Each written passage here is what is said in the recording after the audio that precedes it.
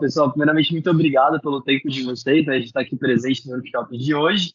Como a Ari comentou, né, esse é um primeiro workshop que a LUB está realizando numa nova dinâmica, então o horário mudou e a duração do workshop mudou. Para ser bem objetivo, eu também não ficar passando do tempo, né, eu vou deixar a parte de dúvidas para o final. E isso, vou começar compartilhando na tela aqui e a gente inicia. A principal dúvida, tá todo mundo vendo minha tela? Estamos sim. Beleza, então vamos lá, pessoal, vamos começar. Então, o foco do workshop de hoje, né, é a introdução ao sistema financeiro americano, e eu dividi ele em algumas partes, né, começando pela nossa parte introdutória. O que é importante deixar claro para todo mundo ao longo desse workshop, né? Qual que é o foco do workshop? É que no final desse workshop vocês consigam conhecer como funciona o sistema financeiro, né, e quais são, saber diferenciar quais são as principais dualidades presentes no mercado de capitais, entender que existem diferentes tipos de instrumentos e intermediários financeiros no sistema financeiro americano, saber quem são os principais reguladores e autorreguladores desse sistema, além de conhecer a dinâmica de criação de leis que regulam o sistema financeiro. E, por último, compreender o papel e como funciona o Federal Reserve System, que é o Banco Central Americano, né? Mas, no final do dia, o que isso vale para vocês, né, que estão aqui presentes, né? Então, em primeiro lugar, desenvolvimento profissional, né? Eu não sei a quantidade de pessoas que sabem disso, mas a LUB hoje, a gente atua muito fortemente na área financeira nos Estados Unidos. A maior parte dos nossos clientes internacionais são clientes da área financeira lá nos Estados Unidos. Então, poder compreender um pouquinho melhor esse setor, né, vai ajudar muito vocês que almejam uma carreira internacional dentro da LUB, e também ao lado de desenvolvimento pessoal, porque o sistema financeiro americano ele é o mais sólido, mais robusto do mundo, ele é a base de todos os outros sistemas financeiros, né? Então, a dinâmica de funcionamento deles foi servir de inspiração, inclusive, para o sistema financeiro brasileiro. Então, eu acabo agregando muito para vocês, como pessoas, entender como funciona essa dinâmica. Só abrir aqui a telinha. Falando um pouquinho agora de umas outras considerações iniciais. O objetivo desse workshop ele é totalmente didático, tá? Nada que vocês vão ver aqui foi criado por mim. Tudo isso é informação aberta, inclusive é um compilado de diversas anotações e diagramas acadêmicos que eu peguei em cursos e na minha pós, né? Então, todo esse tipo de informação que vocês encontram aqui, vocês acham ela em diversos lugares, né? Se alguém aqui tem interesse de investir, né, eu digo que procure agentes e instituições que sejam especializados e credenciados, né? Eu não tenho nenhum tipo de certificação financeira, o que eu falo aqui, eu vou falar, é conhecimento próprio. E qualquer tipo de opinião pessoal que eu apresentar aqui hoje não reflete necessariamente as opiniões da Alub como empresa. Beleza? Então, passando essas considerações iniciais, vou falar um pouquinho mais de mim, né, para vocês poderem entender quem está apresentando esse workshop. Eu, diferente da grande maioria da Alub, eu não venho de base técnica em tecnologia, eu venho de base de negócios. Eu sou formado em administração de empresas e marketing pela SPM de São Paulo e pós-graduado em comércio exterior e gestão de projetos pela UC Berkeley. E eu comecei minha carreira atuando com marketing, não foi nem com tecnologia. Eu atuava com marketing no meio de consumo. Aí não gostei, mudei para marketing no setor de entretenimento, começando com o esporte. Eu era estagiário de marketing do clube de futebol, o Corinthians. Depois fui para os Estados Unidos, comecei a atuar com marketing e entretenimento lá, entretenimento digital, e acabei fazendo a migração de marketing, né, para a área de PO, lá nos Estados Unidos. Voltando para o Brasil, continuei atuando com entretenimento, né, com gestão e criação de produtos digitais, até eu fazer uma migração para a área financeira, dentro do Banco Seu e da White Meio de Pagamento, né, que foi minha última experiência antes de entrar na LUB. Aqui na LUB hoje, eu estou ajudando o Alon toda a frente de expansão internacional, né, então não só a frente comercial, né, abrindo novos clientes, mas também toda a parte de parcerias e novos negócios. Beleza? Então agora vamos falar aqui de conhecer como né, funciona o sistema financeiro. Né? Então, pessoal, para quem não conhece, qual que é o intuito de existir um sistema financeiro? É conseguir fazer uma transferência de capital entre agentes econômicos que tenham, né, excesso de capital para agentes econômicos que tenham necessidade de liquidez. Mas no final do dia, o que é um agente econômico? Né? Dentro da economia, para poder conseguir organizar melhor a informação e entender quem são os players, os estudiosos econômicos dividiram tudo em 4 grandes grupos, né? As pessoas, né, que em inglês são os households, as empresas, né, em inglês business firms, e o setor público, né, que a gente fala com o governo. A gente fala com o governo, mas em todas as esferas, federal, municipal, agência e agentes externos, né? Então, pessoas, governos, empresas de outros países. Então, o sistema financeiro ele vai fazer ele vai conseguir colocar em prática a dinâmica de troca de capital entre um agente econômico com outro agente econômico. E isso é feito de duas principais maneiras: via financiamento direto, né, que é quando uma parte sabe quem é a outra parte, através dos mercados de capitais, ou através de financiamento indireto, que é quando uma parte não necessariamente sabe quem é a outra parte. E tudo isso é feito através dos intermediários financeiros, né? Então, todo o sistema financeiro, inclusive o americano, se baseia nessas premissas, né? E aí começam a entrar as grandes dualidades de mercados de capitais que muita gente se confunde. A primeira delas é o que é debit e o que é equity, né? Debit e equity são as duas principais maneiras como uma empresa consegue levantar recursos, né? Debit são instrumentos de dívida, que é um dos instrumentos mais comuns que você encontra, né, em sistemas financeiros, e equity são instrumentos de propriedade, né? Um exemplo claro de instrumento de propriedade, ações, né? Então, uma empresa, para levantar recursos, ela pegou um percentual de propriedade dela e deu para a pessoa que colocou o recurso lá dentro. Então, assim, ela conseguiu aumentar a liquidez dela e abriu mão de parte do patrimônio para isso. Instrumento de dívida não é relacionado com patrimônio. Instrumento de dívida, como o próprio nome diz, é uma dívida. Então, essa pessoa ela vai levantar recursos e depois vai pagar esse montante mais juros para quem a emprestou esses recursos, né? Então, precisa deixar isso muito claro que são os principais instrumentos pelo quais as empresas levantam recursos: equity e debit. Dualidade número 2, mercados primários e mercados secundários. Mercado primário dentro do mercado financeiro é todo e qualquer mercado de emissão de papéis, tá? Então, um exemplo claro, IPO, né? A sigla em inglês significa Initial Public Offering, oferta inicial de ações. Então, tudo que é emitido pela primeira vez é feito através do mercado primário. Títulos de dívida, né? Bonds, aqui no Brasil, CDBs, essas coisas, também existem a emissão do mercado primário, né? Então, é uma relação entre a empresa que está emitindo esses papéis com o investidor. E existe o mercado secundário, que é o mercado onde esses papéis que já foram emitidos são negociados, onde existe a compra e venda destes papéis, né? Então, é super importante saber diferenciar que o primário é onde você emite, o secundário é onde realiza a compra e venda. Então, na segunda parte, é entre investidor e investidor. E a última dualidade que é importante a gente saber diferenciar é a diferença entre bolsa e balcão, tá? A bolsa, ela é o mercado mais regulado, é o mercado de ativos de maior regulação que tem diversos pré-requisitos mínimos para uma empresa poder ser listada lá dentro, né? Os principais exemplos que a gente tem nos Estados Unidos, a New York Stock Exchange, a Nasdaq, a CME, que era a parte de derivativos de Chicago, e ela tem uma série de pré-requisitos muito altos, né? Consequentemente, as empresas que estão lá dentro são empresas de porte maior que conseguem atender esses pré-requisitos. Então, o valor dessas ações no final do dia acaba sendo muito maior. O mercado de balcão, diferentemente do de bolsa, não é negociado só a parte de ações, são negociadas ações e diversos outros tipos de derivativos. O mercado de balcão não quer dizer que ele não tenha regulação, ele tem, mas o nível de regulação e de pré-requisitos é muito menor.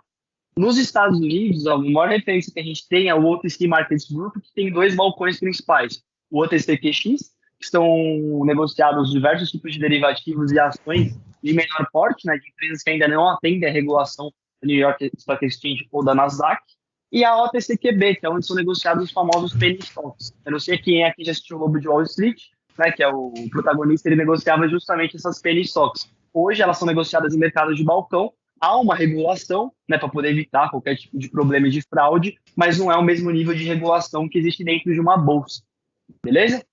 Então, aí sim a gente conclui essa primeira parte falando de introdução do sistema financeiro. Falando agora de instrumentos intermediários financeiros, o que é importante vocês saberem a nível de Estados Unidos, começando com instrumentos financeiros. Quando a gente fala, né, do mercado financeiro americano, a gente tem duas grandes classes de ativos financeiros: os ativos de money market e os ativos de capital market. A grande diferença dos dois, na verdade, é risco e retorno.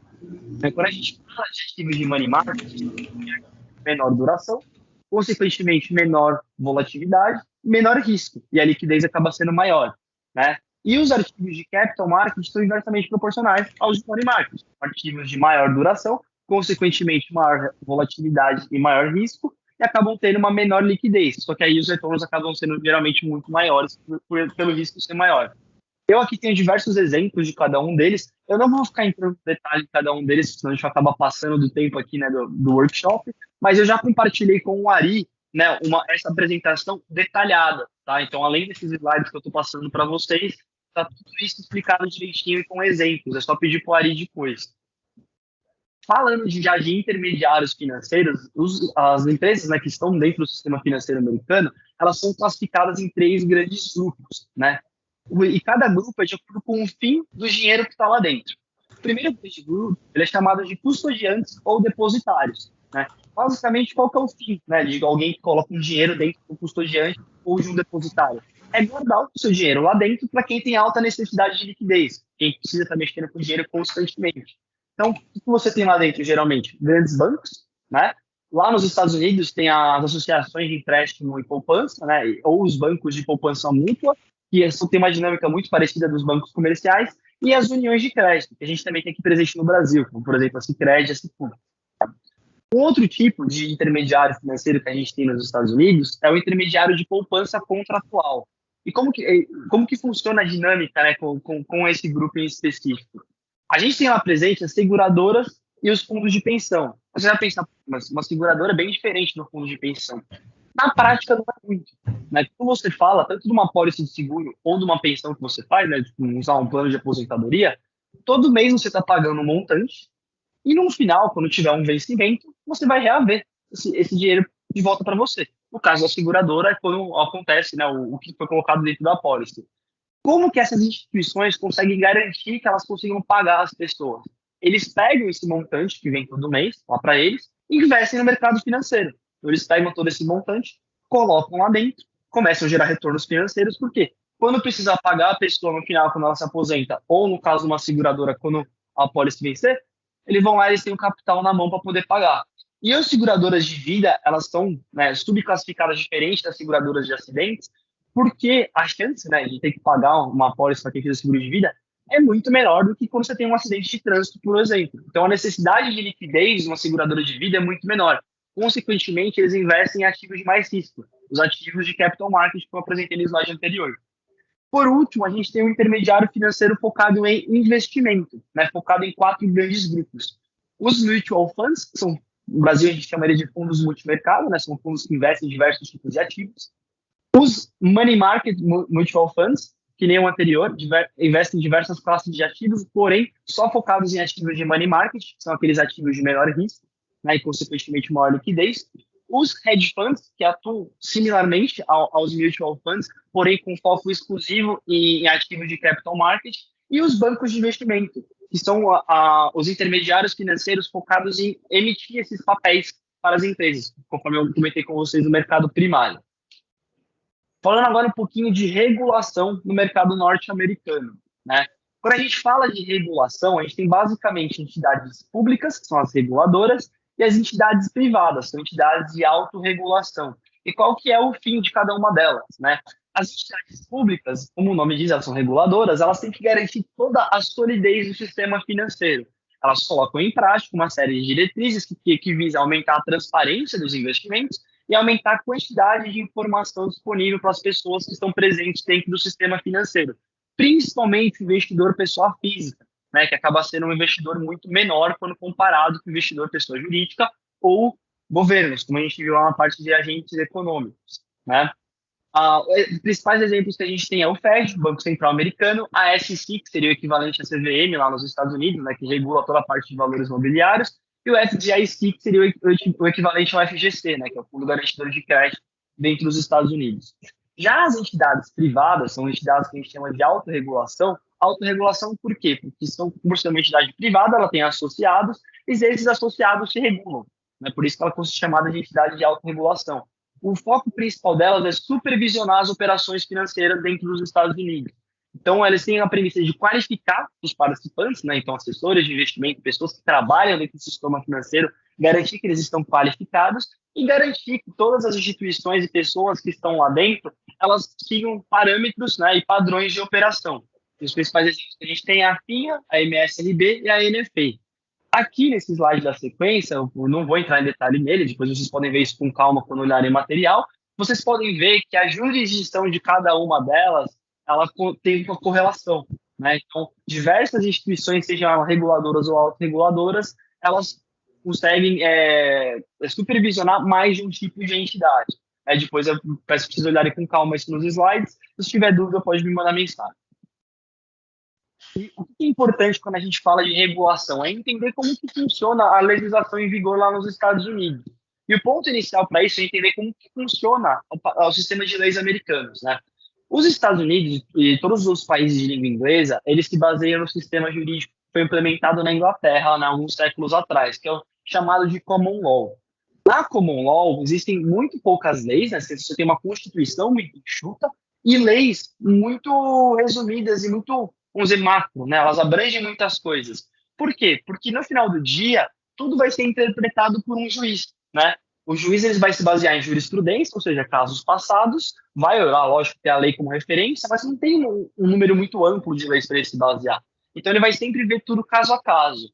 O Brasil, ele se baseia no sistema romano-germânico, que é o sistema de leis civis, que são códigos, ou seja, a gente tem código penal, código processual, a gente tem diversos códigos com centenas de milhares de leis em prática, né? E o juiz, ao tomar uma decisão, ele se baseia, em primeiro lugar, na lei e não na jurisprudência, né? Na prática, o que isso quer dizer? Muita coisa nos Estados Unidos só vai entrar em lei depois que acontece algum problema para poder precaver que esse tipo de problema não ocorra mais. No sistema de civil law, as pessoas tentam antever os problemas e colocar uma série de normas e diretrizes em prática para evitar que isso ocorra pela primeira vez, né? Quando a gente olha as principais legislações em vigor nos Estados Unidos, o que elas têm em comum? Justamente isso. Quando você olha a data que elas ocorreram, aqui o Banking Act de 33, 35, 34, 40, o que ocorreu um pouco antes disso? Crise de 29, uma crise global, né? Uma crise financeira americana que impactou o mundo inteiro e, consequência disso, para evitar que esse tipo de coisa ocorresse no futuro, diversas leis foram colocadas em prática. Quando a gente vê isso acontecendo de novo? 2010. Por quê? Crise de 2008. Então, foi uma crise global que aconteceu, originada nos Estados Unidos. Para evitar que esse tipo de coisa acontecesse novamente, foram colocadas em prática as leis que evitassem que esse tipo de situação ocorresse novamente. Então, toda vez que tem um problema gigantesco, vai haver alguma lei no futuro para evitar que esse tipo de coisa ocorra novamente, né? E agora, por último, o nosso último bloco, né, de conteúdo aqui desse workshop é falar do Federal Reserve System, o Banco Central Americano, né? Então, basicamente, como que funciona o Fed? O Fed, ele é composto por três grandes entidades lá nos Estados Unidos. O Federal Reserve Board of Governors, os 12 Federal Reserve Banks e o Federal Open Market Committee, né, o Comitê Federal de Operações de Mercado. E o Fed ele tem cinco funções chaves, que é, em primeiro lugar, conduzir, né, toda a política monetária dos Estados Unidos. Em segundo lugar, ajudar a manter toda a estabilidade do sistema financeiro americano. Em terceiro lugar, supervisionar e regular as instituições financeiras, né? Quarto lugar, prover, né, toda a eficiência e segurança dos sistemas de pagamento, liquidação e custódia dentro dos Estados Unidos. E, em último lugar, prover a proteção do consumidor e todo o desenvolvimento da comunidade americana, né? Falando um pouquinho da parte histórica, muita gente acha que o Fed começou do setor público. Na verdade, não. Ele começou, né, a ideia de montar o Fed veio do setor privado, onde lá no começo do século passado, esses 12 grandes bancos, né, que depois se tornaram os 12 grandes bancos do Federal Reserve, se juntaram com medo da grande concentração de mercado. Então, eles acharam melhor eles se reunirem e ditarem o rumo do setor financeiro americano através de reuniões. Conforme o sistema financeiro foi evoluindo, ficando maior, mais interligado, mais burocrático, ficou necessário ter o governo, o setor público entrar junto com eles e aí eles conseguirem administrar todo o sistema financeiro americano, já que ele estava muito mais complexo, né? E aí eu vou entrar um pouquinho em detalhe em cada um deles para vocês poderem entenderem melhor, né? Então, o que é importante vocês terem em mente, antes de eu começar a detalhar, é que o Fed ele vai sempre ter em mente, lógico, essas funções chaves, mas quando ele fala de política monetária, que é o número um, o que ele vai visar alcançar? Sempre o emprego máximo nos Estados Unidos, então a porcentagem máxima da população empregada, população que pode estar empregada, e os preços mais estáveis possíveis, então o menor índice de inflação possível, né? E eles fazem isso através da dinâmica de relação entre essas três grandes entidades. A primeira delas é o Board of Governors, né? Então, o Board of Governors é o braço público do Fed, ele fica localizado em Washington, D.C., que é onde também fica localizada a Casa Branca, né? E ele é o órgão do Fed que pertence ao governo, né? O braço público. Então, ele tem 7 membros, né, desse conselho administrativo, e todos esses membros são indicados pelo presidente da República e aprovados pelo Congresso americano, né? Então, o presidente vai lá, indica pessoas para entrar nesse board, e cada um desses membros de conselho tem mandatos de 14 anos como membros do conselho. Dentre esses 14 anos, né, o presidente dos Estados Unidos também vai indicar um deles para ser o presidente do board e um deles para ser o vice-presidente. E esses termos de presidência e vice-presidência duram 4 anos. Né? Atualmente, quem é o presidente do Board of Governors? Jerome Powell. Né? Então, quando a gente fala o presidente do Fed, na verdade, ele é o presidente do Board of Governors do Fed. E essa é a função do Jerome Powell. Né? Ele é um economista que foi indicado por não sei dizer qual o presidente que indicou ele, e hoje ele está à frente do Board of Governors do Fed. Né? Então, qual que são as funções chaves do Board of Governors? Supervisionar as operações dos 12 Federal Reserve Banks, que eu comentei, né, que fazem parte da estrutura. Então, ele aprova o orçamento de cada um deles e vai determinar uma série de outros parâmetros de política monetária. Além disso, o presidente do Board of Governors ele é o porta-voz do Fed para o mundo. Né? Então, ele está sempre atendendo os interesses da população americana e ele é o que está prestando contas, né, do Fed, não só para os Estados Unidos, mas para o mundo. Falando agora dos 12 Reserve Banks. Né? Então, hoje, como que é feita essa divisão? Na verdade, essa divisão foi feita lá atrás, mas ela se mantém até hoje, apesar de a região, por exemplo, da costa oeste ter aumentado muito, né, a significância deles, mesmo assim a divisão é a mesma. Então, a gente tem 12 bancos membros e 12 bancos independentes. Então, cada um desses 12 bancos atua de maneira independente e cada um deles tem um conselho administrativo próprio. Nesse conselho administrativo de cada banco, você tem 9 assentos. 3 desses assentos é esse board que eu apresentei para vocês no slide passado que define.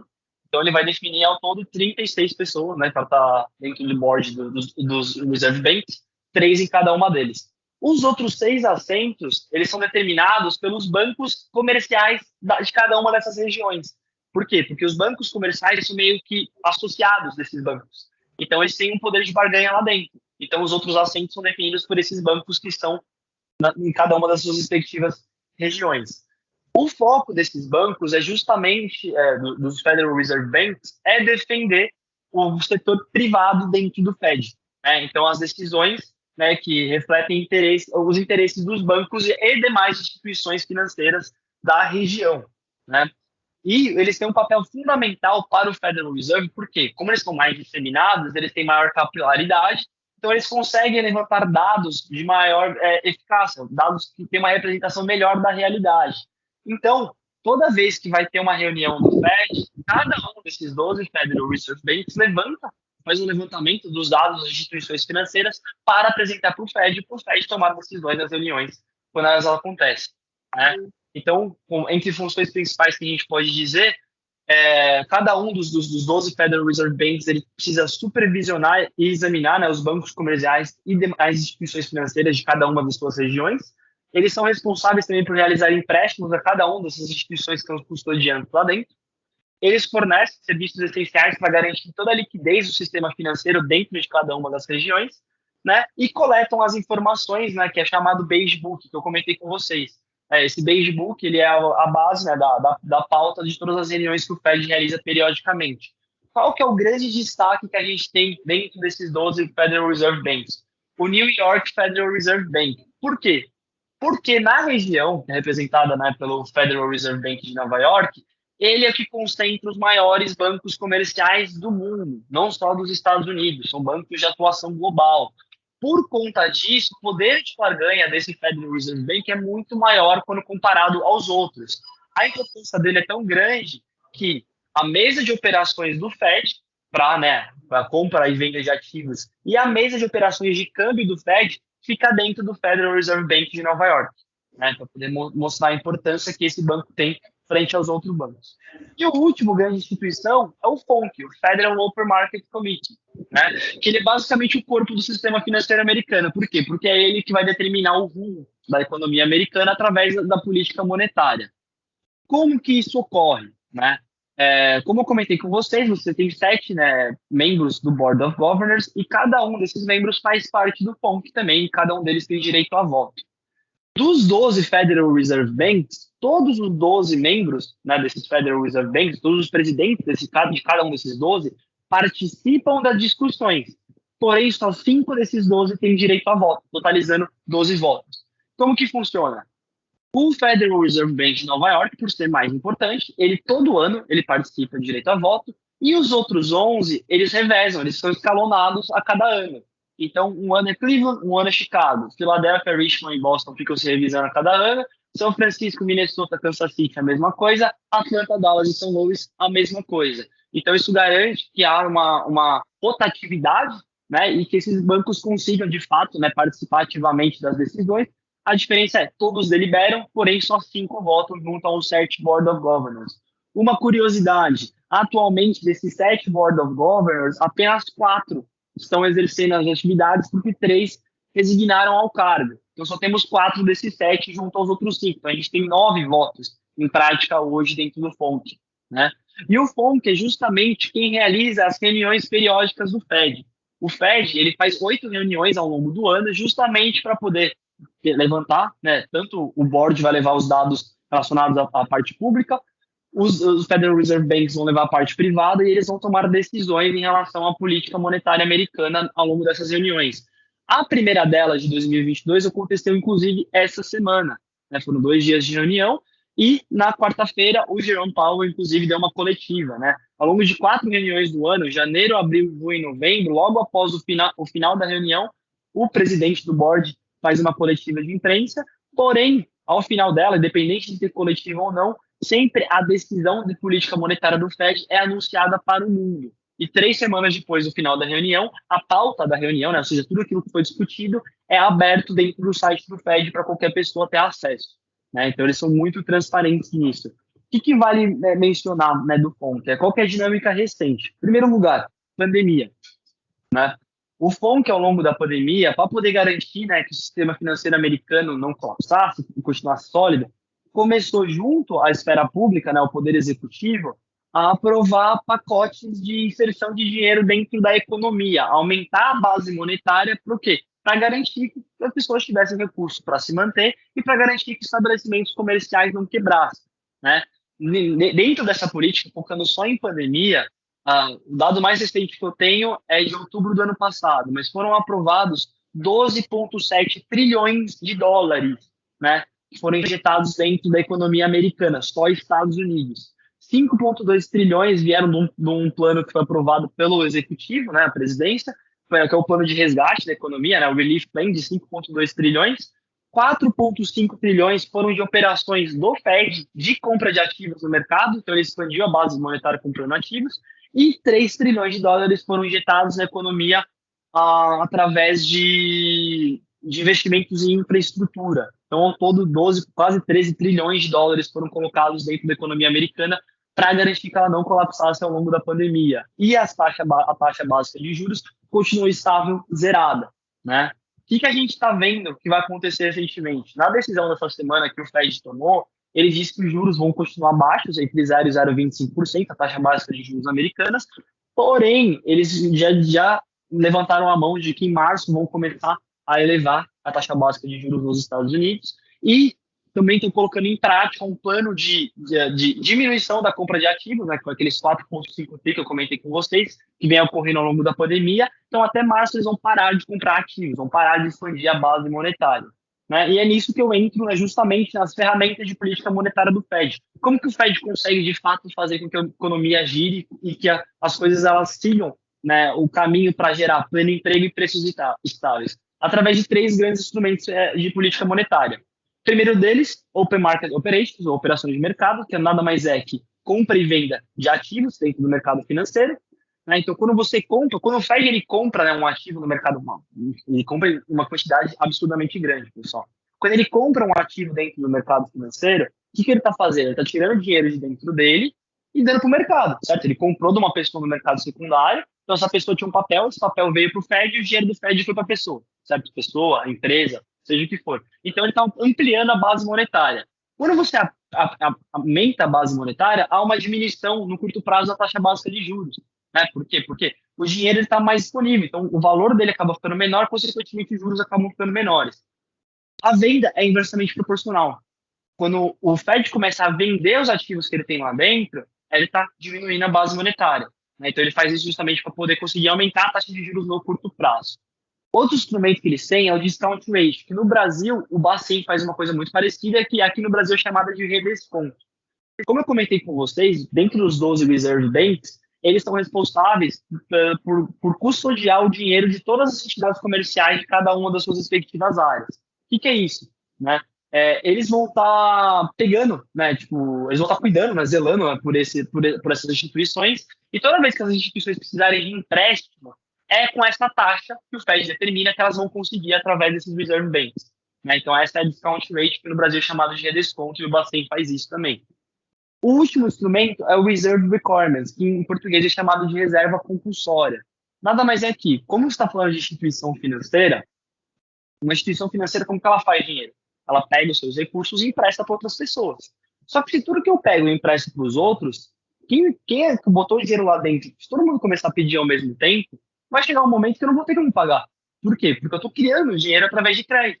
Né? Então, a reserva compulsória ela serve para quê? Para garantir que bancos tenham pelo menos um nível mínimo de liquidez. Então, o Fed determina, ó, bancos, vocês precisam ter pelo menos 20 bilhões de dólares toda noite dentro da conta do Federal Reserve da sua área. Por quê? Porque se no dia seguinte metade dos clientes deles precisam sacar dinheiro, eles têm como garantir que essas pessoas consigam esse montante. Então, esse é o último instrumento de política monetária. Então, aqui a gente conclui, né, toda essa parte de introdução ao sistema financeiro americano. Procurei ser o mais breve e objetivo possível. Sei que eu falei bastante. Eu vou deixar aqui para vocês, né, nesse material que vocês vão pegar com a parte de recomendações. São recomendações distintas, né, são alguns vídeos, um artigo e um livro. Esse primeiro vídeo chama The History of a Pace, do Milton Friedman, que é um dos maiores economistas norte-americanos da escola de Chicago. Ele, inclusive, ganhou um prêmio Nobel da economia na década de 70, que fala, né, sobre a economia globalizada. Outro vídeo é How the Economic Machine Works. Esse vídeo é bem mais extenso, dura meia hora. Ele foi criado pelo Ray Dalio, que é um dos maiores investidores dos Estados Unidos. É ele que gerencia um fundo chamado Bridgewater Associates, né, que é um dos maiores investidores norte-americanos. É um vídeo de meia hora, mas que vale muito a pena para vocês poderem entender como funciona a crédito, como funciona a economia, como que funciona a inflação. O outro é um artigo falando justamente, né, do impacto da pandemia no mundo, mas principalmente nos Estados Unidos, Money Printing and Inflation, pelo Ron Source. Ele é um jornal, na verdade, ele é o CIO, né, de uma empresa de wealth management dos Estados Unidos, mas que produz artigos para o blog da Nasdaq. E o último é um livro de um brasileiro, um jornalista chamado Alexandre Veres Ignacio, que chama Crash, uma breve história da economia. Esse livro é um livro muito legal, porque ele pega e ele compara, né, tipo, qual que é o impacto da economia ao longo dos nossos 12 mil anos de evolução humana, e começa a falar desde o que era escambo lá atrás até o que virou economia globalizada. Então, ele fala de moeda, fala de inflação, fala de bull market, fala de bear market. Então, é um conteúdo muito bacana para vocês terem, conseguir expandir, né, o conhecimento de vocês da área financeira. E com isso, finalizo e abro para perguntas e respostas.